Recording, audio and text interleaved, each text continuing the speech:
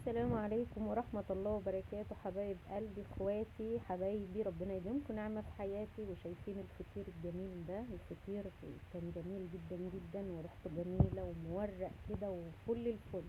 هنشوف مع بعض الطريقة ونصلي على الحبيب المصطفى عليه أفضل الصلاة والسلام. اللهم صل وسلم وبارك عليك يا حبيبي يا رسول الله. نص كيلو دقيق، وهنحط معلقة ملح، ومش معلقة، نص معلقة ملح ونص معلقة سكر، وثلاث معالق لبن بودر.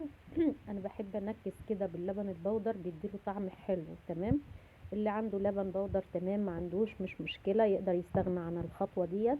يبقى ملح وسكر ونص كيلو دقيق، وفي نفس الوقت المية دافية عشان بننا احنا في السقعة. طبعا مية دافية فترة كده، وهنبدأ نلم بها العجين، بس ما تصبيش المية مرة واحدة.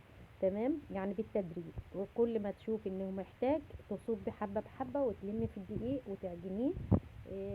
زي ما احنا شايفين كده، يعني ما نحطش المية مرة واحدة علشان ما تحتاجيش دقيق.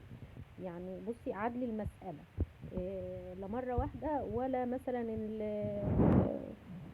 بالتدريج كده لغايه ما تشوفي وتلمسي بايدك ان انت تشوفي هي محتاجه لسه ميه ولا لا.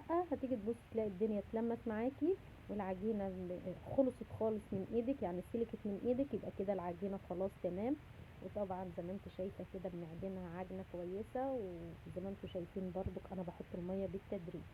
خلاص، طبعا انا مطعماها باللبن عشان يبقى طعمها حلو.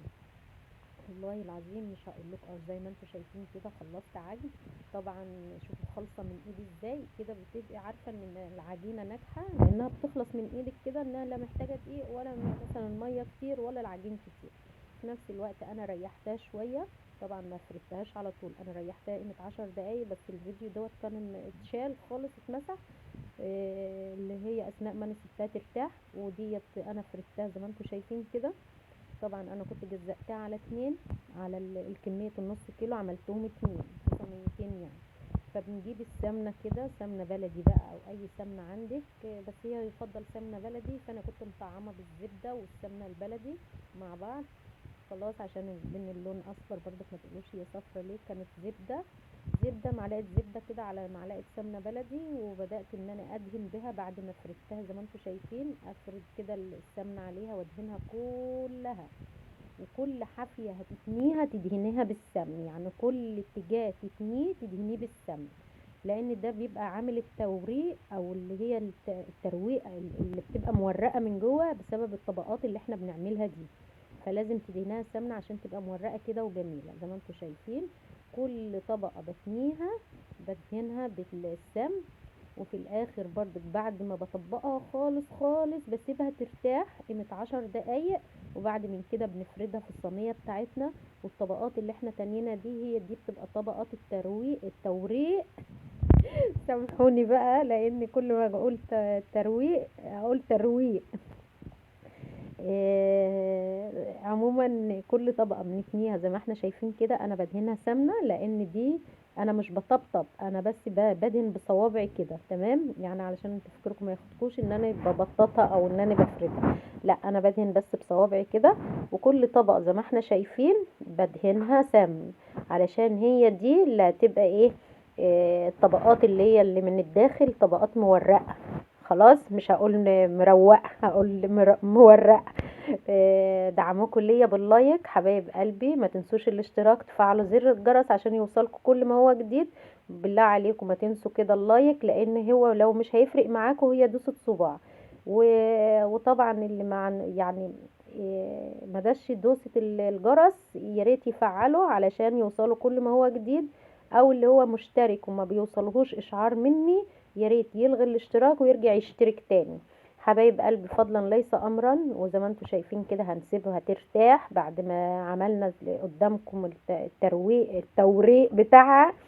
وهنيجي بعد 10 دقايق نبدأ نجيب الصينية بتاعتنا، ندهنها كده حتة سمنة بسيطة او زيت المتاح عندك، ونبدأ نفرد الفطيرة فيها ومع بعض اهوت، واحدة واحدة بفردها. طبعا عشان هي مرتاحتش شوية، يعني يمكن بتلم بعض ما، لكن انت سيبيها ترتاح خالص خالص. لكن الاولاد كانوا طالبينها وخلاص على وصول، فانا كنت ايه زي المستعجلة شوية. لكن انت سيبيها ترتاح ما بين العامل والتاني، يعني انت فردتيها او في الاول خالص نقول انت عجنتيها، ساعة ما تعجنيها سيبها ربع ساعة ترتاح. بعد ما ترتاح خدي جزقها بقى كم واحدة زي ما انت عاوزة تعملها صغيرة. جزقي ده بمزاجك انت مش ليا، لكن انا النص كيلو عمل فطيرتين كده في الصواني زي ما انتوا شايفين. شوفوا انا فردتهم زي ما انتوا شايفين ودخلتهم الفرن. كل عامل تعمليه في العجينة تسيبها ترتاح 10 دقايق. يعني انت بعد ما فردتيها وحطيتي فيها السمنه وطبقتها تاني سيبها 10 دقايق ترتاح، هتيجي تبصي تلاقيها لينه معاك وبتفرد بكل سهوله. وزي ما انتم شايفين الجمال، شايفين الحلاوه. يا ريت تجربوها وتقولوا لي في التعليقات ايه رايكم. ويا ريت اللايك حبايب قلبي فضلا ليس امرا. وشوفوا بقى التوريق بتاعها اهو من الداخل. كانت سخنه نار، انتوا يمكن شايفين التشبيره الدخانه اهيت، يعني كانت سخنه نار وبتلسعني، بس ايه كنت بوريكم التوريق بتاعها من الداخل. وكل ما تطبقي طبقات اكتر كل ما هتديكي اكتر. بس انا على قد الدقيق اللي انا عاملاه، ويا ريت تجربوها وان شاء الله تطلع معاكم احلى واحلى. والسلام عليكم ورحمة الله وبركاته.